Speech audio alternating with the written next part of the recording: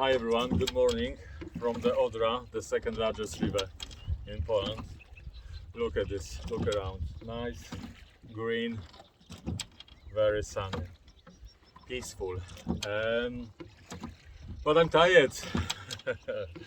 Not sleeping long, not sleeping well on the boat.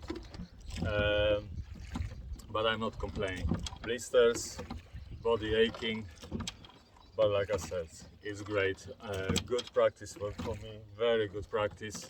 River is shallow, river is narrow. I have to look around, I have to be focused to not damage the boat or injure myself. And also today is a great day because the last day before the break. I meet the person who helped Alexander Doba, Polish kayaker, to cross to three oceans, three times Atlantic, and I hope it will be good relationship and he will be great asset to my project.